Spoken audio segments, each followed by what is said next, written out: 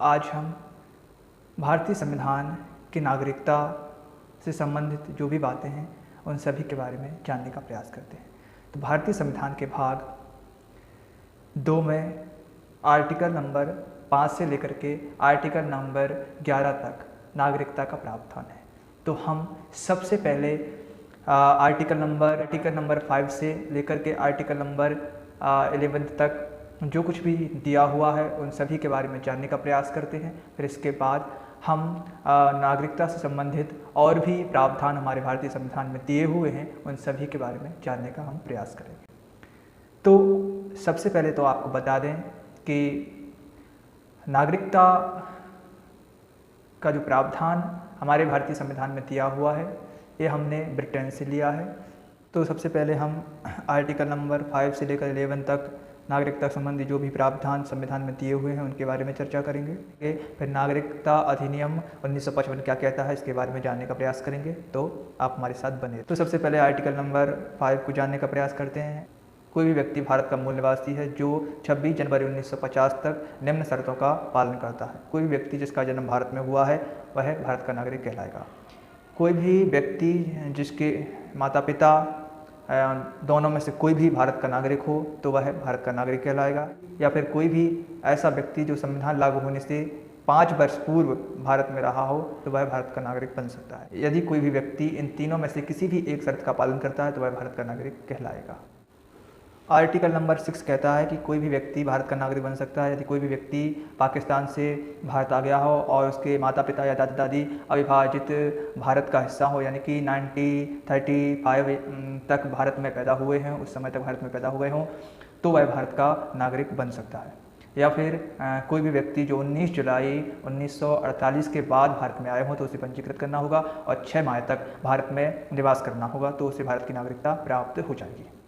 Article number 7 कहता है कि कोई भी व्यक्ति भारत से पाकिस्तान चला गया है और वह पुनर्वास करना चाहता है, भारत में आना चाहता है तो उसे निम्न शर्तों का पालन करना होगा तो उसे भारत की नागरिकता प्राप्त हो जाएगी। आर्टिकल नंबर 7 कहता है कि कोई भी ऐसा व्यक्ति जो 1 मार्च 1947 के बाद भारत से पाकिस्तान चला गया हो और वह पुनर्वास करना चाहता है यानी कि पाकिस्तान से भारत आना चाहता है तो उसे पंजीकरण करना होगा और इसके बाद उसे 6 माह तक भारत में निवास करना होगा। इसके बाद उसे भारत की नागरिकता प्राप्त हो जाएगी। इसके बाद आर्टिकल नंबर 8 कहता है कि ऐसे व्यक्ति जो अविभाजित भारत में पैदा हुए हों यानी कि 1935 तक भारत का हिस्सा हो, भारत में रहे हो, निवास किया हो और उनके बेटे उनके बच्चे विदेश में रह रहे हों तो ऐसे व्यक्तियों को भी भारत की नागरिकता प्राप्त हो सकती है। के लिए उन्हें पंजीकरण आवेदन करना होगा। ये व्यवस्था ऐसे लोगों के लिए दी गई है जो विदेश में अध्ययनरत करते हैं, काम कर रहे हैं, विदेश में रहते हैं तो उन्हें भी भारत की नागरिकता प्राप्त हो सके।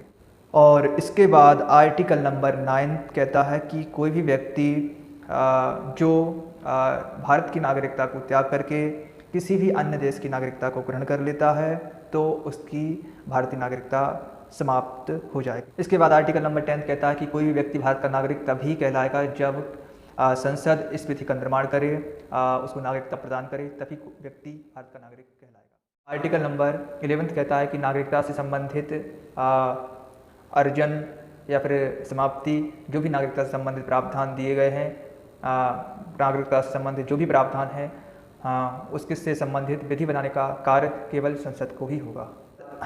संविधान लागू होने के बाद नागरिकता अधिनियम 1955 लाया गया जो संविधान में नागरिकता के अर्जन और समाप्ति से संबंधित प्रावधानों को दिखाता है और इसमें 8 बार संशोधन किए गए और 2003 में इस नागरिकता अधिनियम को निरस्त कर दिया गया था। तो प्रावधान कब कब हुए इसके बारे में मैं आप सभी को बताता हूँ। तो सबसे पहले नागरिकता अधिनियम 1955 लाया गया, उसके बाद 57 में संशोधन हुआ, नागरिकता अधिनियम 57 में संशोधन हुआ, उसके बाद 60 में, उसके बाद 85 में, 86 में, 92 में, 2003 में, 2005 में और 2015 में संशोधन किए गए थे।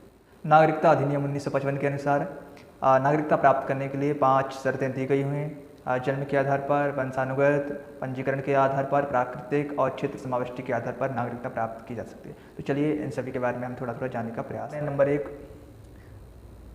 नंबर 1, जन्म के आधार पर। कोई भी व्यक्ति जो 26 जनवरी 1950 या फिर 1 जुलाई 1947 के पूर्व कोई भी व्यक्ति जिसके माता पिता भारत के निवासी हैं, यानी कि भारत में पैदा हुए हैं, तो उसे भारत की नागरिकता प्राप्त हो सकती है, वह भारत का नागरिक बन सकता है।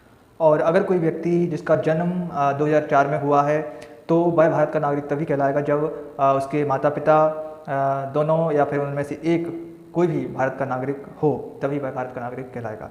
और कोई भी विदेशी बच्चा जो भारत में रह रहा हो, यानी कोई भी पदस्थ विदेशी नागरिक हो या फिर शत्रु देश का बच्चा हो, तो उसे भारत की नागरिकता प्राप्त नहीं हो सकती है। और यदि कोई व्यक्ति जिसका जन्म 26 जनवरी 1950 के बाद और 10 दिसंबर 1992 से पूर्व हुआ है और वह व्यक्ति विदेश में निवास करता है, तो उस व्यक्ति को नागरिकता तभी प्राप्त हो सकती है जब उनके माता पिता दोनों में से कोई एक भारत का नागरिक हो।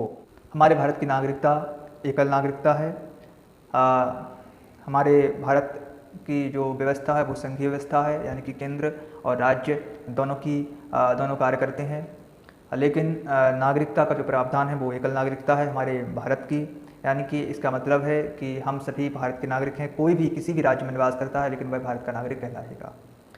कोई भी व्यक्ति किसी भी क्षेत्र में किसी भी राज्य में निवास करता है लेकिन वह भारत का नागरिक ही कहलाएगा। जैसे कि कोई व्यक्ति राजस्थान में निवास करता है या मध्य प्रदेश में या उत्तर प्रदेश में कहीं भी निवास करता है, तो उसकी जो नागरिकता होगी वो भारतीय ही होगी। ऐसा नहीं कहा जाएगा कि आप राजस्थान के नागरिक हैं। आप राजस्थान के निवासी हो सकते हैं लेकिन जो आपकी नागरिकता है वो भारतीय ही होगी। हमारे देश की जो नागरिकता है वो अमेरिका की तरह नहीं है। अमेरिका की जो नागरिकता है वो काफ़ी अलग है। राज्य की नागरिकता अलग है और केंद्र की नागरिकता अलग है। वहाँ पर हर राज्य की अपनी एक नागरिकता है, अपना एक झंडा है। जितने भी राज्य हैं उन सभी की अपनी अपनी नागरिकता है और केंद्र का अलग प्रशासन चलता है। लेकिन हमारे देश में ऐसा नहीं है। हमारे देश की नागरिकता एक ही है, भारतीय नागरिकता। तो आज के लिए बस इतना ही, और अगले एपिसोड में हम मौलिक अधिकारों के बारे में जानेंगे। मौलिक अधिकारों से संबंधित जो भी प्रावधान हैं उन सभी के बारे में हम विस्तृत समग्र रूप से चर्चा करेंगे। तब तक के लिए आप सभी का